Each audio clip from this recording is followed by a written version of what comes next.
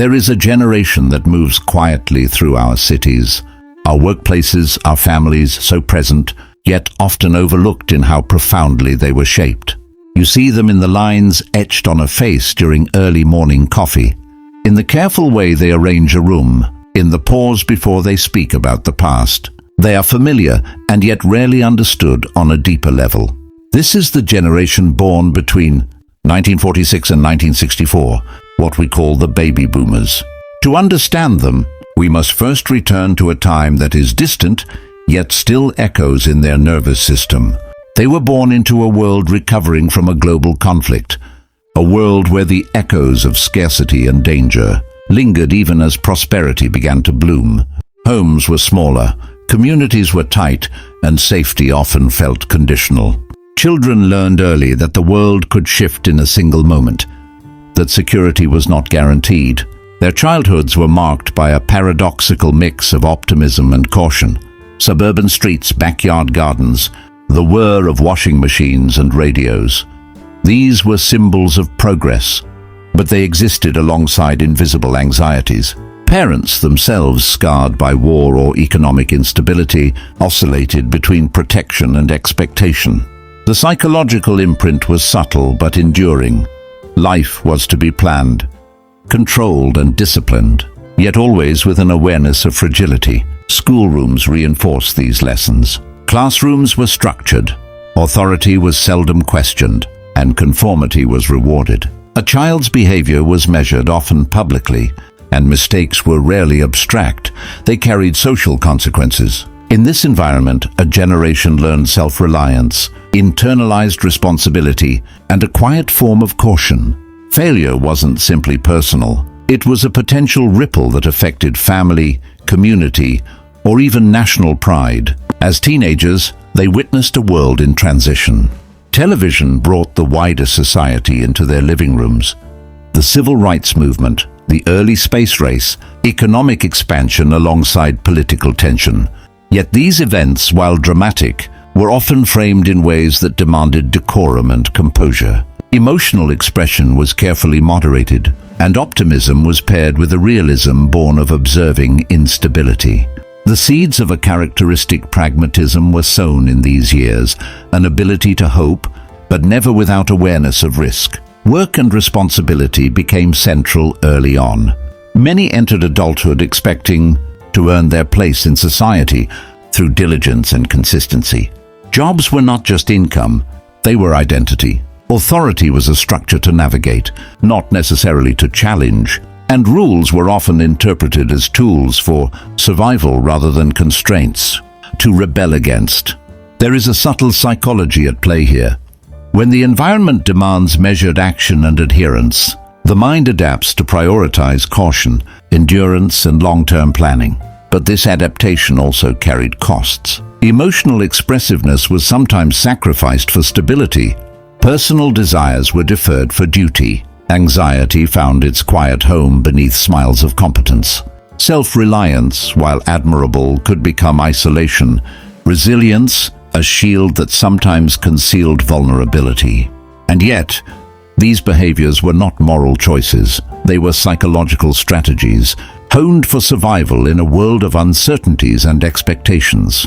Even in moments of leisure, watching the evening news, tending a garden, polishing a car, the mind remains attentive to structure and order.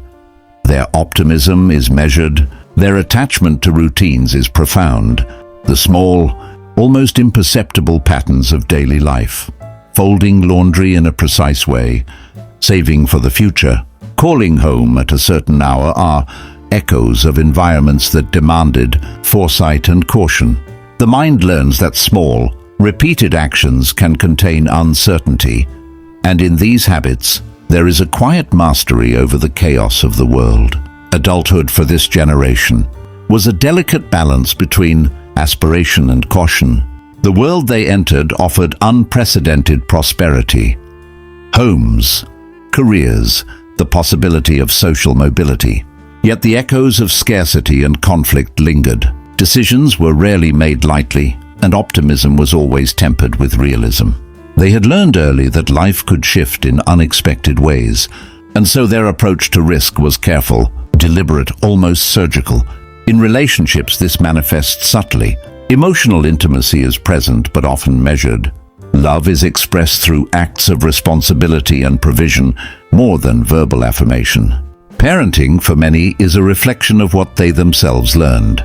Structure, guidance, and sometimes gentle distance. There is a quiet resilience in this approach, but it can appear reserved, even detached.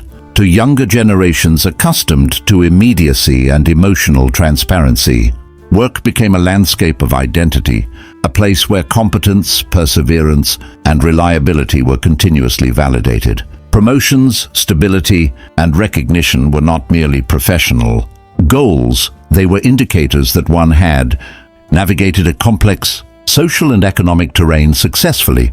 Anxiety about failure, cultivated from childhood, never fully disappears.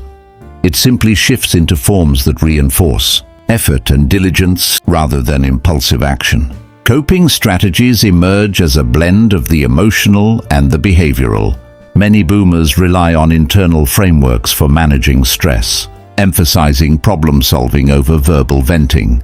There is a cognitive economy at play, conserving emotional energy, prioritizing action over expression. In quiet moments, they may reflect deeply, internalizing lessons and using past experiences to navigate present uncertainties. Social bonds, when formed, are durable, often tested by shared adversity and time, rather than fleeting excitement. Yet these patterns carry long-term consequences. The mind trained for survival in scarcity can struggle with excess. Emotional restraint, once adaptive, may become isolation. Pragmatism, once protective, can appear rigid or unyielding. But within these patterns lies a profound depth, a capacity to endure, to plan and to care without fanfare. There is a kind of quiet heroism in the way they navigate both their inner worlds and society at large. Their interactions with younger generations are particularly revealing. Where millennials or Gen Z seek immediacy and flexibility, boomers offer patience, consistency, and caution. Misunderstandings arise not from malice but from differing psychological legacies. They may struggle to express empathy in ways that resonate with newer generations, yet their values, duty, resilience, foresight, continue to shape communities and families.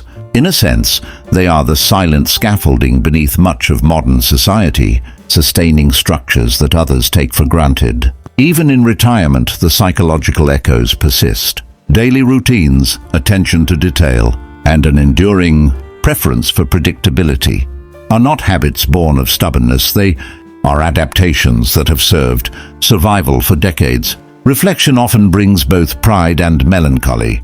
Pride for the stability they maintained, melancholy for the things they could not control, the risks they chose not to take, the emotional landscapes they navigated quietly. In observing this generation, we see more than just history.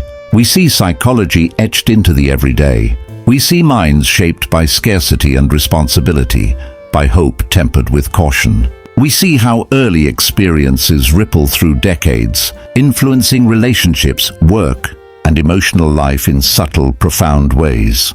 Perhaps the quietest insight is this: to understand the baby boomers is to understand resilience not as spectacle, but as rhythm. It is in the steady hum of a lawnmower on a Saturday morning, in a meticulously arranged kitchen, in the calm steadiness of a voice that has weathered decades. There is beauty in the ordinary and wisdom in the enduring. So the next time you notice them, tending a garden, reviewing a bank statement, checking in on a family member, pause, look closely. Behind the familiar routines and measured words lies a mind that has adapted, survived, and quietly shaped the world we inhabit today. And in that observation you may find a subtle gratitude, a recognition of the invisible, architecture of a generation whose psychology whispers as much as it speaks. If this story resonated, consider subscribing for more reflections on the hidden patterns of human behavior.